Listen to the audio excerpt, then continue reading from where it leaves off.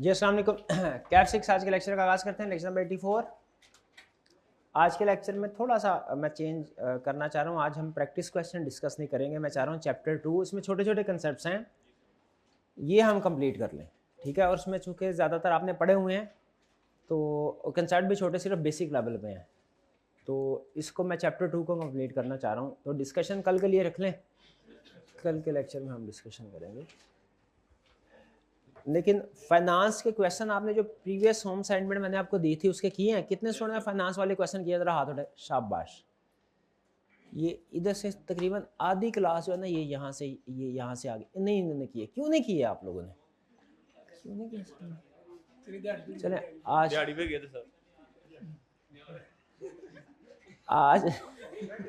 आज का क्वेश्चन के साथ अगर आपने प्रीवियस होम असाइनमेंट नहीं की तो आज के साथ वो भी कीजिएगा। फाइनेंस का क्वेश्चन हर रोज कम अज कम 2 क्वेश्चन आपने लाजमी करने हैं, ठीक है। एक छोटा क्वेश्चन कर लें, जैसे कॉस्ट ऑफ कैपिटल का, मॉडरेट लेवल का कॉस्ट ऑफ कैपिटल या फाइनेंशियल रिस्क मैनेजमेंट का एक क्वेश्चन कर लिया, और एक बड़ा क्वेश्चन कर लिया जैसे बजटिंग का या इन्वेस्टमेंट अप्रेजल का।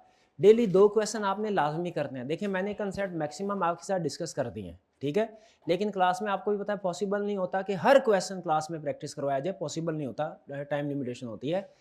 तो आप ये इंतज़ार ना करें कि मैं आपको कोई क्वेश्चन दे रहा हूँ आपको साथ साथ, लेकिन आपने कोशिश करनी है कि खुद से भी क्वेश्चन कर लें। अगर असाइनमेंट फॉर एग्जांपल आपने कर लिया, टाइम है, तो एक आधा क्वेश्चन मजीद प्रैक्टिस कर लिया। किसी ने अगर मैंने क्वेश्चन नहीं भी दिया तो खुद से डेली प्रैक्टिस करते रहें। जो टॉपिक हमारे कंप्लीट हो चुके हैं उनकी प्रैक्टिस करने के लिए आप टीचर पे डिपेंडेंट नहीं है, ठीक है। तो आपने प्रैक्टिस कोशिश करनी है, करते रहें। जी मेरे भाई, इन्वेस्टमेंट अप्रेजल में मैंने कहा था, कॉस्ट ऑफ कैपिटल में कहा था, यील्ड कर्व। हाँ जी, डिसएडवांटेज और एडवांटेज, किसके डिसएडवांटेज? इस तरह की कोई चीज़ है नहीं है तो मैं पढ़ा दूंगा, प्रॉब्लम कोई नहीं है मुझे। वो छोटा सा कंसेप्ट ही है। बड़ा कंसेप्ट यील्ड कर्व का, ये मैंने अभी तक जितने भी टॉपिक्स पढ़ाए हैं उनमें बड़ा कंसेप्ट एक पूरा लेक्चर लगना है यील्ड कर्व पे। ये तो पेंडिंग है, ये तो मैंने अपने पास मार्क किया हुआ है। ये भाई कोई कह रहे हैं ये मैंने चीज़ अपने पास नहीं मार्क की हुई, ये कह रहे हैं अच्छा एनवीवी और आईआरआर के एडवांटेज और डिसएडवांटेजेस। और चलो ये छोटा सा 5 मिनट का काम है, ये मैं करवा दूंगा। आप अपने पास, शाबाश, अच्छी बात है, आप नोट किया अपने पास, नोट कर ले। पेंडिंग बुक के लास्ट पेज में ना एक लिस्ट बना ले पेंडिंग आइटम्स, उनमें चैप्टर नंबर और आगे कंसेप्ट लिख ले, चैप्टर नंबर और आगे कंसेप्ट लिख ले एंड पे, ताकि हम इंश्योर कर लें कोई चीज़ रह ना जाए, ठीक है। अपने पास मैं नोट कर ला, लेकिन मेरे पास जैसे यील्ड कर्व तो नोट था, ये मैंने नोट नहीं किया, तो बच्चे नोट कर लिया, अच्छी बात है। ये इस तरह की चीज़ बना लें। आज हमने कंसेप्ट क्या स्टडी करने हैं, याद रखें, interest rate, unemployment, fiscal policy, balance of payment, GDP. इसमें या तो 3 तरह से क्वेश्चन आ सकता है, या तो एमसीक्यूज ज़्यादा चांस सही है कि एमसीक्यूज बेस्ड क्वेश्चन पूछेगा, या ये जो चैप्टर 1 से 5 है इसमें कोई छोटा सा रिप्रोडक्शन का क्वेश्चन पूछ सकता है, जैसे अनएम्प्लॉयमेंट का इफेक्ट पूछ सकता है इकोनॉमी पे क्या होगा फॉर एग्जांपल। और तीसरा पेस्टल एनालिसिस में इन कंसेप्ट को टेस्ट कर सकता है। अगर पेस्टल एनालिसिस में कंसेप्ट को टेस्ट करेगा, बिल्कुल बेसिक लेवल पे टेस्ट करेगा कि इंटरेस्ट रेट इंक्रीज हो गया है, अब बताइए ये कौन सा रेलिवेंट फैक्टर है, ये हमारा इकोनॉमिक फैक्टर है और ये बिजनेस को नेगेटिवली इफेक्ट करेगा। सिर्फ बेसिक इंपैक्ट पूछेगा अगर पेस्टल एनालिसिस में पूछता है। हाँ, अगर वो रिप्रोडक्शन का क्वेश्चन पूछता है तो उसमें आपको थोड़ा रिप्रोड्यूस करना पड़ेगा, या उसके लिए याद करना पड़ेगा आपको चैप्टर 1 से चैप्टर 5। और एमसीक्यूज में पूछता है वो ईजी होगा। एमसीक्यूज में उम्मीद तौर पे जो चैप्टर 1 से 5 वाले होते हैं कंपैरेटिवली ये ईजी होते हैं। स्टार्ट करते हैं आज लर्निंग ऑब्जेक्टिव 4, इंटरेस्ट रेट। अच्छा, इंटरेस्ट रेट अमूमी तौर पे 2 तरह के होते हैं, एक बोरिंग रेट, एक डिपॉजिट रेट। लेकिन फाइनेंशियल रिस्क मैनेजमेंट में भी आपने सीखा होगा, ये अंडरस्टैंड किया होगा कि बहुत कम ऐसा होता है कि कोई कंपनी के पास सरप्लस फंड हो और वो उसे बैंक में डिपॉजिट करवाए और उसे इंटरेस्ट अर्न करे। कंपनी ऐसा नहीं करती। तो ज़्यादा जो बिजनेस के लिए रेलिवेंट होता है वो बोरिंग रेट होता है, डिपॉजिट रेट नहीं होता। हमने हेजिंग में भी जो केसेस पढ़े हैं वो बोरिंग रेट वाले ही पढ़े हैं, डिपॉजिट वाले। हालांकि वो कंसेप्ट वही है, सेम, मतलब अपोजिट वे में होगा। आपको पता है वो कैलकुलेशन उसी तरीके से गेन या लॉस की है, सोचने का तरीकाकार बदल जाता है। लेकिन चूंकि बिजनेस डिपॉजिट बहुत कम करते हैं, बोरिंग ज़्यादा करते हैं, इसीलिए बोरिंग इंटरेस्ट रेट हमारे लिए अहम होता है। कहते हैं इंटरेस्ट रेट क्या? Interest rate are the price of borrowing money. अब मनी बारो करते हैं, बदले में जो आपने पे करना है वो इंटरेस्ट रेट है। It is the amount charged by a lender to a borrower on the amount borrowed.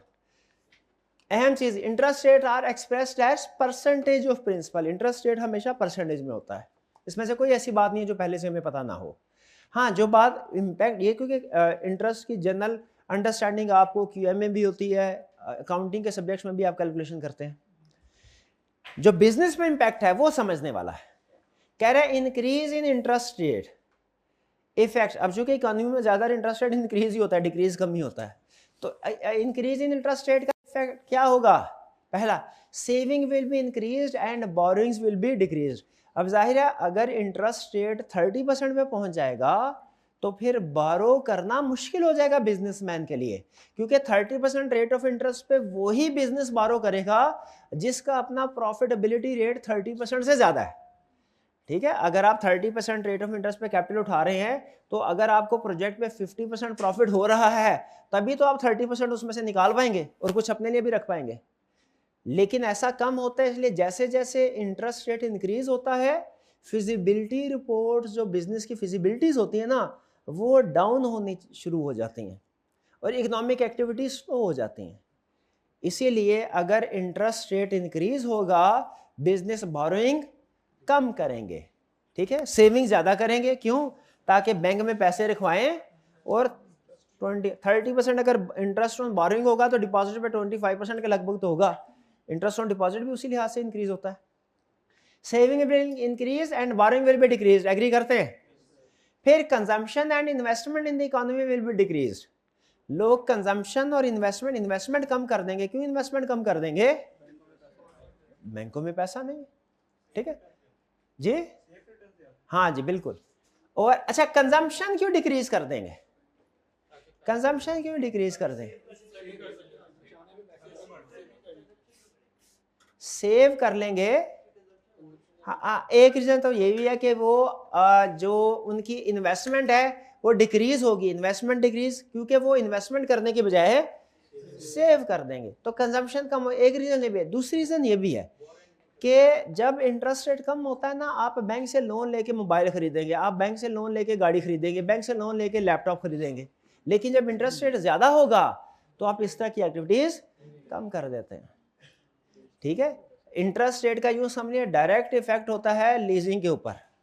जो व्हीकल्स वगैरह आप लीज करवाते हैं या एसेट्स लीज करवाते हैं, इंटरेस्ट रेट जब भी कम होगा ये ज्यादा हो जाएंगे, और जब इंटरेस्ट रेट ज्यादा होगा ये कम हो जाएगा। फिर कह रहा है disposable income of house hold will decrease. House hold कौन से? लोन्स एंड मॉर्गेज के साथ। पाकिस्तान में ये कोई इतना आपको शायद क्लियरली विजिबल ना हो कि इंटरेस्ट, किसी इंडिविजुअल इंटरेस्ट रेट इंक्रीज हो जाता है, किसी इंडिविजुअल की डिस्पोजेबल इनकम से क्या कर फर्क पड़ेगा। फॉरेन कंट्रीज में लेकिन ऐसा होता है कि गवर्नमेंट जो उनके हमारे यहाँ तो यूँ होता है ना कि जो जिसने अगर अपनी education, cost of education normally parents bear करते हैं, लेकिन फॉरेन कंट्री में cost of education government bear करती है अक्सर। और गवर्नमेंट क्या करती है, स्टूडेंट्स को स्टूडेंट लोन प्रोवाइड करती है, जो बाद में वो किसी जॉब पे लगने के बाद उसको आहिस्ता आहिस्ता गवर्नमेंट को रीपे करते हैं। तो या गवर्नमेंट बाज़ का जो घर होता है वो भी फाइनेंस करती है, घर ले देती है, और बाद में वो जो सिटीजन होते हैं वो आहिस्ता आहिस्ता उसकी इंस्टॉलमेंट्स को पे करते हैं। ऐसे लोग जिन्होंने मॉर्गेज लोन लिया हुआ है, अगर इंटरेस्ट रेट बढ़ जाए तो क्या इनके बजट में से अच्छा खासा हिस्सा इंटरेस्ट पेमेंट में खर्च नहीं हो जाएगा? इस तो उनके पास जो डिस्पोजेबल इनकम अपने खर्च करने के लिए वो कम होगी। तो ये वो इफेक्ट बता रहा है। कुछ क्लियर हुआ? अच्छा, अगर ये आपको समझ आ गया तो मुझे ये बताइए देखे बगैर, इकोनॉमी में इंटरेस्ट रेट डिक्रीज होता है, डिक्रीज अगर होता है तो इसका इफेक्ट क्या होगा? बोरिंग बढ़ जाएगी, शाबाश। सेविंग कम हो जाएगी, इन्वेस्टमेंट बढ़ जाएगी, शाबाश। और कंजम्पशन भी इंक्रीज हो जाएगी, और डिस्पोजेबल इनकम लोगों की बढ़ जाएगी, शाबाश।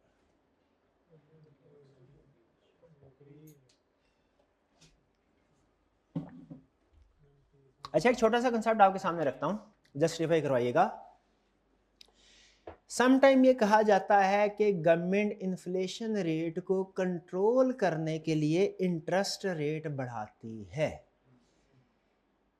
इसकी क्या लॉजिक है?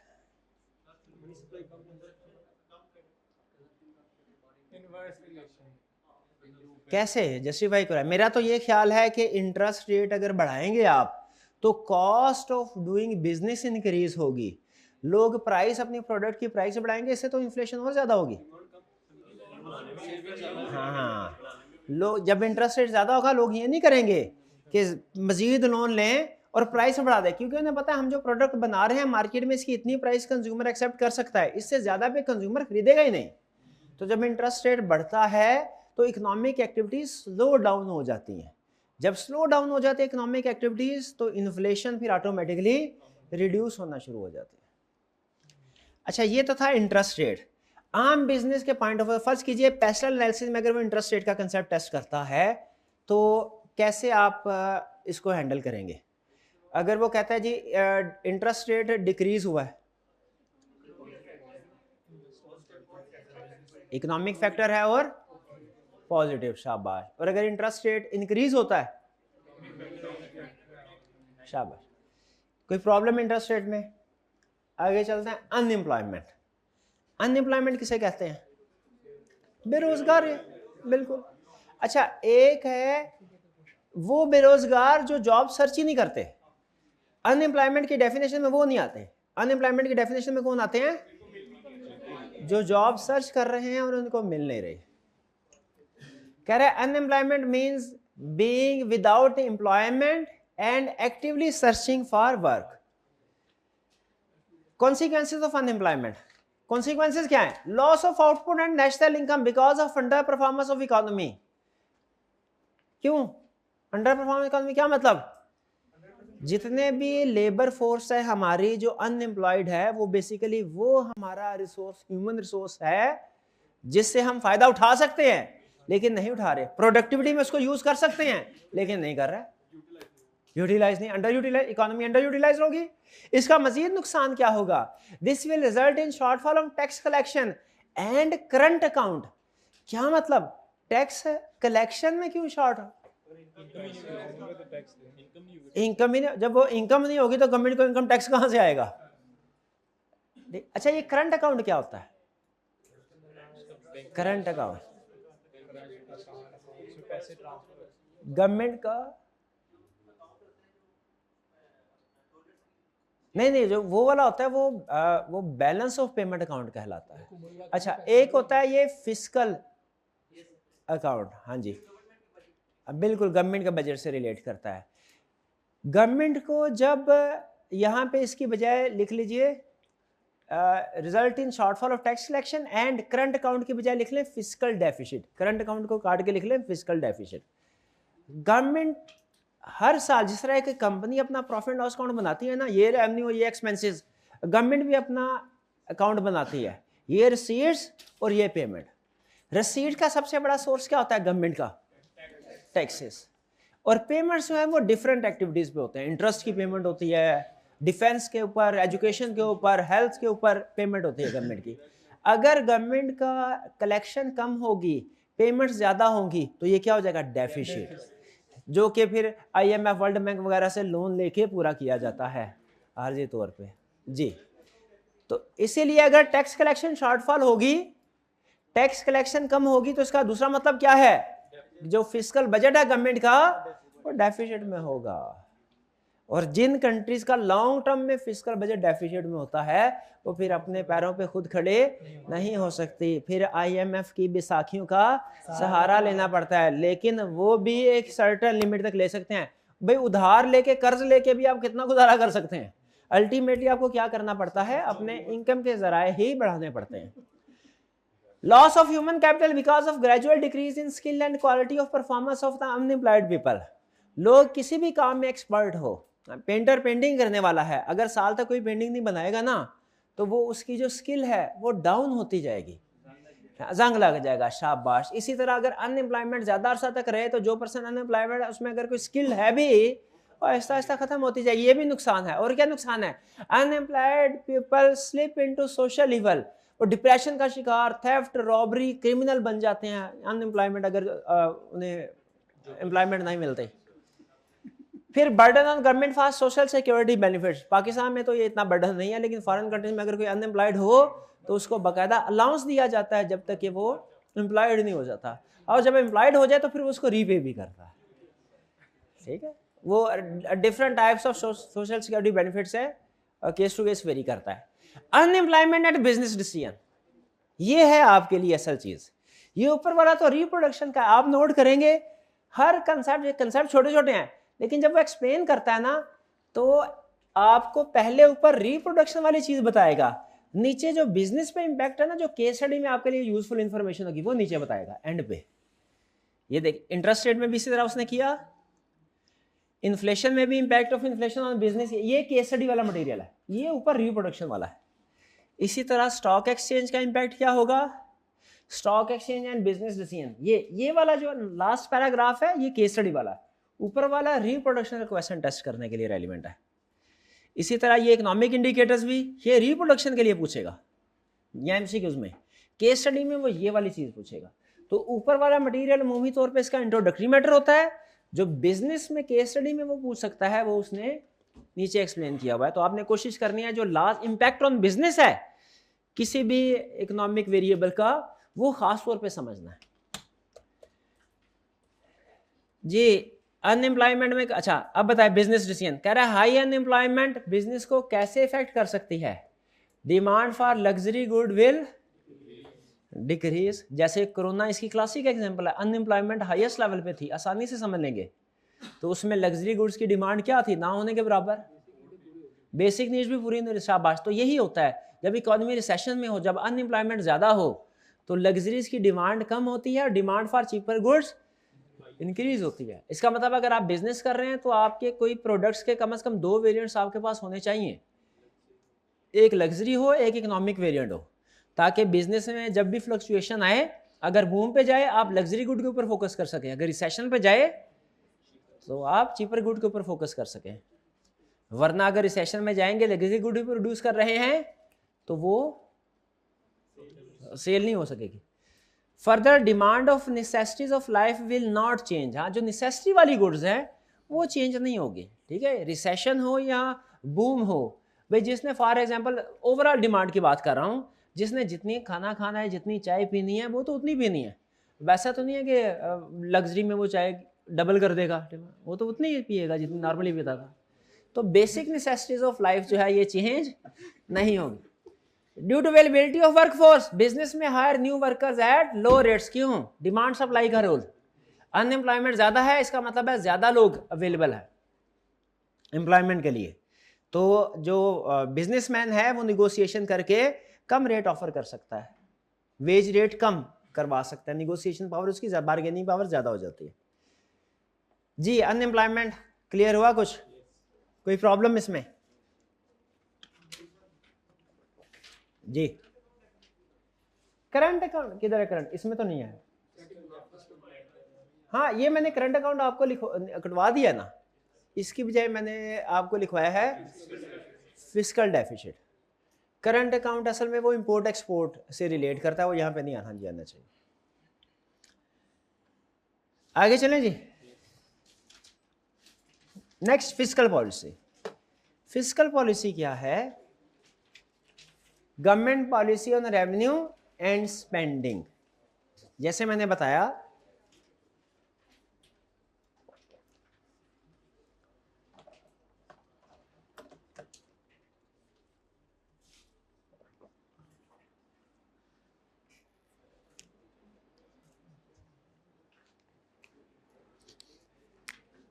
किसी भी मुल्क की गवर्नमेंट अपना एक फिस्कल बजट बनाती है। Fiscal means related to government.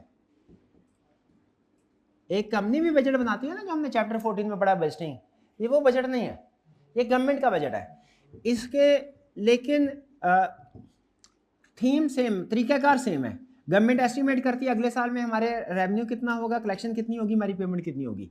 Receipts हैं, पेमेंट्स हैं। गवर्नमेंट को सबसे ज़्यादा रिसीट्स आती हैं टैक्स से, ठीक है, टैक्स पेमेंट डायरेक्ट इनडायरेक्ट होता है, हम उस डिस्कशन की तरफ नहीं जाते, हमारे सिलेबस का हिस्सा नहीं है। इसके अलावा कुछ और भी पेनल्टी वगैरह, जैसे आप घर जा रहे हो रास्ते में ट्रैफिक रोक ले, हो चालान करवाओ, तो वो चालान फीस वगैरह कुछ इस तरह दूसरी चीज़ें हैं।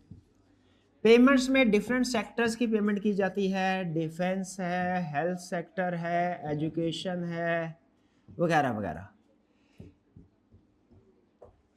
असूली तौर पे ये बैलेंस जो बजट है इसको बैलेंस होना चाहिए, यानी गवर्नमेंट की जितनी रिसीट्स हैं उतनी ही पेमेंट होनी चाहिए, जितनी पेमेंट उतनी ही रिसीट, बैलेंस बजट होना चाहिए।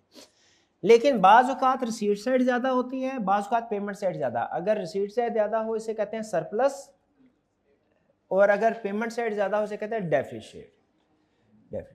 तो क्या कह रहा है कि अगर गवर्नमेंट डेफिशिट में होना तो उसके लिए उसको, जैसे रिसीट कम है पेमेंट ज़्यादा है, बैलेंस कैसे पूरा करेगी गवर्नमेंट? बैलेंस ये बोरोइंग के ज़रिए से। पेमेंट साइड ज़्यादा है, रिसीट साइड कम है, बैलेंस कहाँ से? बोरोइंग, ये इंटरनेशनल ऑर्गेनाइजेशन से। ये ठीक है, कह रहा है government fiscal policy is the government policy on revenue, spending and government borrowing. Fiscal किससे, बजट किससे रिलेट करता है? तीन चीजों से, रिसीट्स, पेमेंट, और जो डिफरेंस होगा वो बोरोइंग।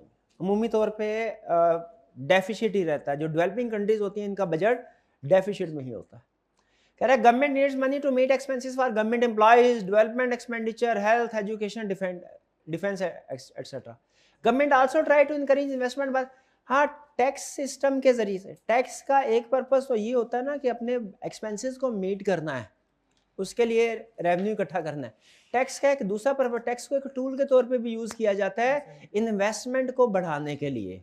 अगर गवर्नमेंट बिजनेस को टैक्स इंसेंटिव्स देगी, जैसे टैक्स कट दे दिया, एग्जेम्प्ट कर दिया टैक्स से, रेट्स रिड्यूस कर दिए, तो इन्वेस्टमेंट एक्टिविटीज इंक्रीज होंगी। और अगर यही अपोजिट वाइस वर्सा हो, टैक्स रेट्स वगैरह इंक्रीज कर दिए जाए, तो इन्वेस्टमेंट एक्टिविटीज डिक्रीज होंगी।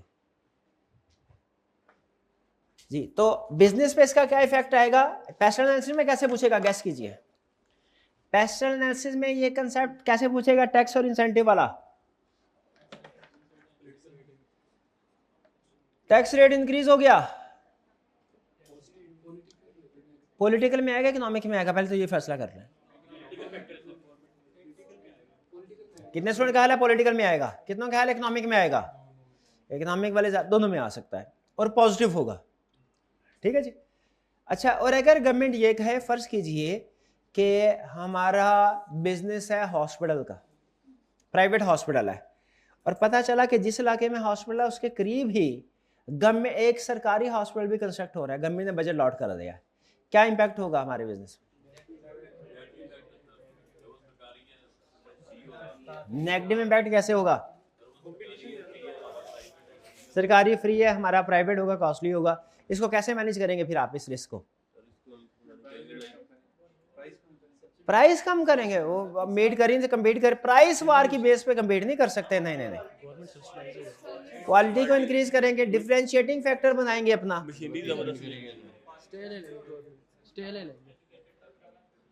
जी हाँ जी, ठीक है। किसी जो एक्सपर्ट हेल्थ प्रोफेशनल है, एक्सपर्ट जो मार्केट में जिनकी रेपुटेशन है, उनको इंगेज करेंगे और इस बेस पे हम एडवर्टाइजमेंट करेंगे कि देखिए हमारे पास तो जो माहिर एक्सपर्ट है, और जो गवर्नमेंट हॉस्पिटल्स हैं वहाँ पे तो ट्रेनी होते हैं, वो हाउस जॉब वाले वगैरह वगैरह। चलिए ठीक है, आगे चलते हैं। फिस्कल पॉलिसी क्लियर हो गया, समझ आ गया कुछ? टैक्स इंक्रीज नहीं, टैक्स इंसेंटिव बोला, tax incentive. What is balance of payment? Balance of payment क्या है? फिस्कल पॉलिसी या फिस्कल बजट में और बैलेंस ऑफ पेमेंट में फर्क ये है, फिस्कल बजट है किसी भी मुल्क की गवर्नमेंट के रिसीट, इंटरनल कंट्री के अंदर रिसीट और पेमेंट का रिकॉर्ड, ये है फिस्कल। और बैलेंस ऑफ पेमेंट है किसी भी कंट्री का अदर कंट्रीज के साथ लेन देन का रिकॉर्ड, इंपोर्ट और एक्सपोर्ट। आसान अल्फाज में बोले तो बैलेंस ऑफ पेमेंट रिलेट करता है इंपोर्ट और एक्सपोर्ट के साथ, और फिस्कल बजट रिलेट करता है रिसीट्स और पेमेंट के साथ। ये फर्क ध्यान में रखना है। बैलेंस ऑफ पेमेंट क्या है? Statement of all financial transaction of a country with rest of the world over a period of time, एक साल में। Simply it is the summary of imports and exports of country. जिस तरह fiscal budget surplus या deficit में हो सकता है, उस तरह बैलेंस ऑफ पेमेंट भी सरप्लस या डेफिसिट में हो सकता है। अगर किसी कंट्री की एक्सपोर्ट्स ज्यादा है, इंपोर्ट कम है, हम कहेंगे ये सरप्लस में है, और अगर इंपोर्ट ज्यादा है एक्सपोर्ट्स कम है, डेफिसिट बैलेंस ऑफ पेमेंट होगा। अगर लार्ज ट्रेड डेफिसिट है, आप क्या रिकमेंड करते हैं, क्या करना चाहिए कंट्री को? ट्रेड डेफिसिट ज्यादा है, एक्सपोर्ट्स को बढ़ाना चाहिए, इंपोर्ट्स को कम करना चाहिए। एक्सपोर्ट को बढ़ाने के लिए सजेशन दीजिए, एक्सपोर्ट के लिए इंसेंटिव सब्सिडीज प्रोवाइड की जाए, और सजेशन इसके अलावा लग्जरी आइटम्स पे ड्यूटी बढ़ा देनी चाहिए उनकी इंपोर्ट पे, या कोटा सिस्टम लगा देना चाहिए, बैन कर देना चाहिए लग्जरी आइटम्स को, और लो इंटरेस्ट लोन प्रोवाइड करने चाहिए एक्सपोर्ट ओरिएंटेड इंडस्ट्रीज को, करेक्ट, और डीवैल्यूएशन कर देनी चाहिए करेंसी की, ये भी एक्सपोर्ट को सपोर्ट करेगी, करेक्ट। अच्छा, आप जो सजेशंस दे रहे हैं ना वो ज्यादातर मनी ओरिएंटेड है, फाइनेंस ओरिएंटेड, इसके अलावा कोई एक्सपोर्ट कैसे बढ़ाई जाए? मैन्युफैक्चरिंग कंट्री में की जाए, हाँ मैन्युफैक्चरिंग कंट्री में होगी। अच्छा सॉरी, हाँ ठीक है, वो कह रहे हैं इंपोर्ट सब्स्टिट्यूशन, जो चीज बाहर के कंट्री से इंपोर्ट कर रहे हैं उनको लोकली मैन्युफैक्चर करना शुरू किया जाए, करेक्ट। और एक्सपोर्ट को कैसे बढ़ाया जाए, इसकी सेशन दीजिए। क्वालिटी इंप्रूव की जाए, शाबाश। इंटरनेशनल कोई अगर मैन्युफैक्चरर हैं उनके साथ जॉइंट वेंचर किया जाए, और टेक्नोलॉजी शेयर की जाए डेवलप कंट्रीज के साथ, वो हमारे साथ टेक्नोलॉजी शेयर करे, करेक्ट। तो लार्ज डेफिशिएंट है, गवर्नमेंट क्या करेगी? Government would ideally promote export, for example textile and related value added products, और government would also adopt policy of trade restriction, import पे रिस्ट्रिक्शन लगा दी जाए, जैसे quota, tariff on luxury item such as packaged food, chocolate और confectionery. ये वो item है जिन पे पाकिस्तान का अच्छा खासा इंपोर्ट का बजट जो खर्च होता है, और हालांकि ये with in the country available होती हैं ये चीज़ें, ठीक है। हाँ ये सही है, ज़रूरत नहीं हालांकि, बहरहाल। तो ये बैलेंस ऑफ पेमेंट है। बैलेंस ऑफ पेमेंट का कंसेप्ट क्लियर हुआ? सजेशन दे सकते हैं अगर क्वेश्चन में आपसे पूछे कि बैलेंस ऑफ पेमेंट को कंट्रोल करने के लिए क्या सजेशन है, तो एक्सपोर्ट को इंक्रीज करने की सजेशन, इंपोर्ट को डिक्रीज करने की सजेशन दे देंगे।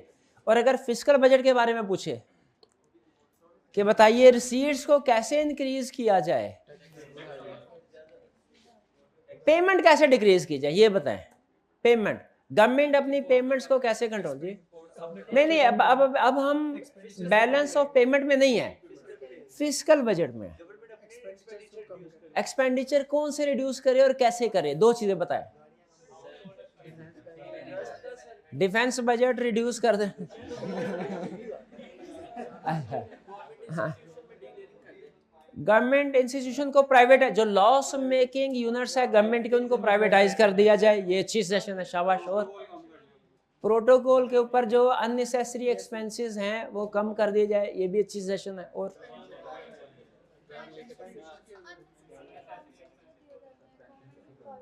अननेसेसरी अलाउंसेस दिए जाते हैं, जैसे IMF की तरफ से बात सजेशन आती है कि पेंशन जो है खत्म कर दें, पेंशनर्स को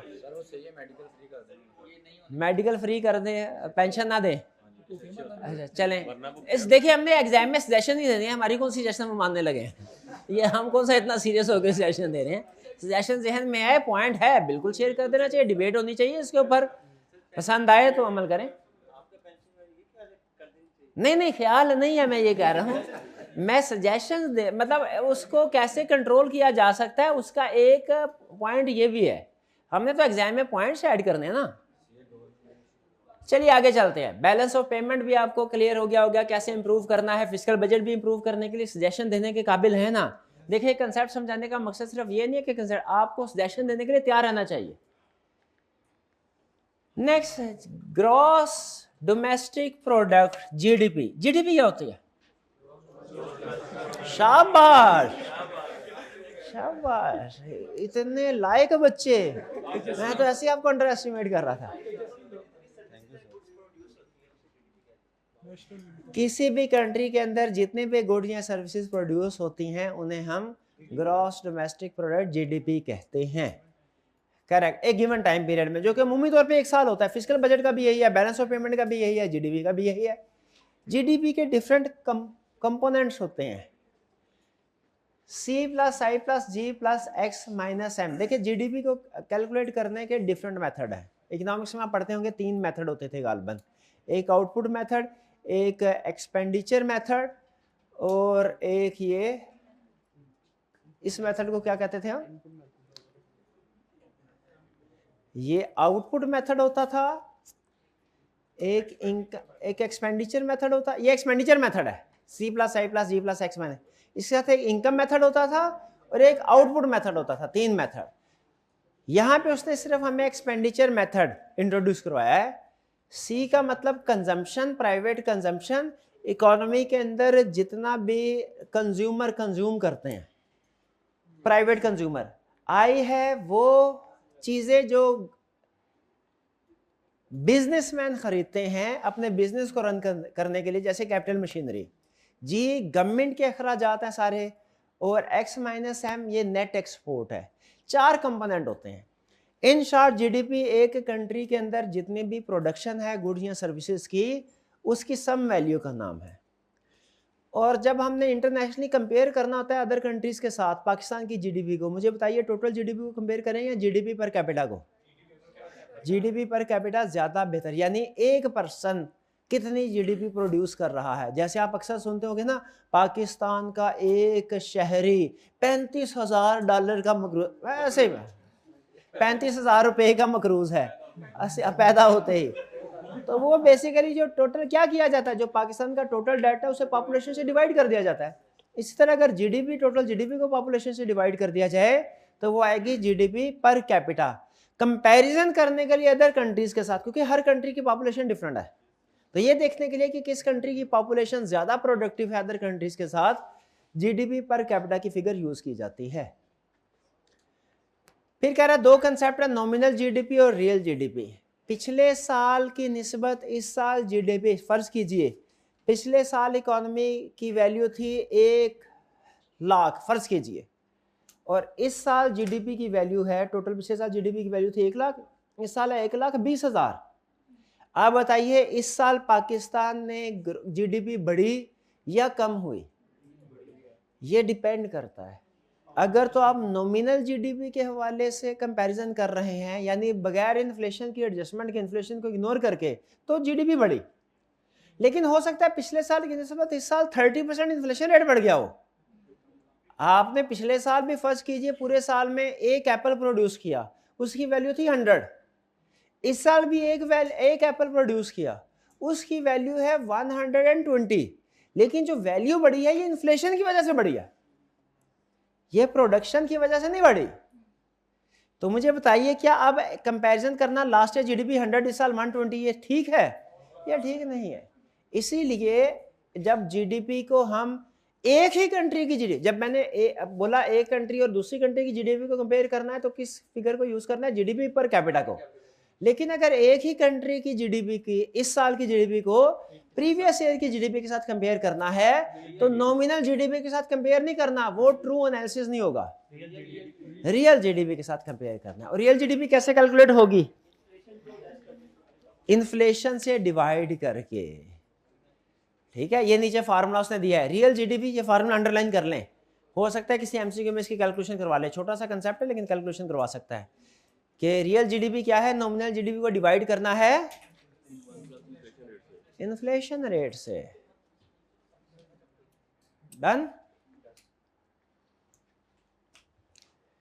real GDP is considered more accurate indicator of economic growth. बिल्कुल ऐसा ही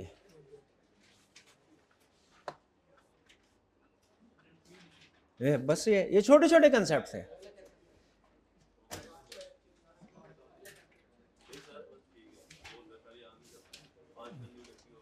याद भी करना है।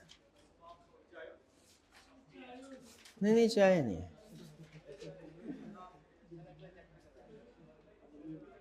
ये क्वेश्चन डिस्कस कर ले इसके, नहीं तो आधे घंटे का लेक्चर होगा बस।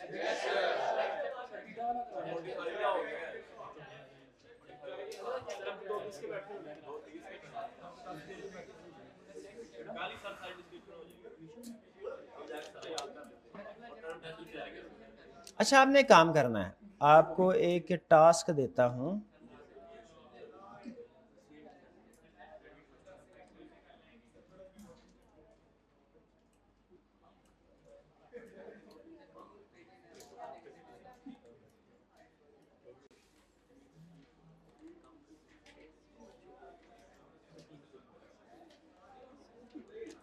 ये एक इंटरेस्टिंग, समझ लीजिए आर्टिकल पढ़ रहे हैं आप, आपने ये नहीं समझना कोई चैप्टर, और ये बाकी इंटरेस्टिंग है,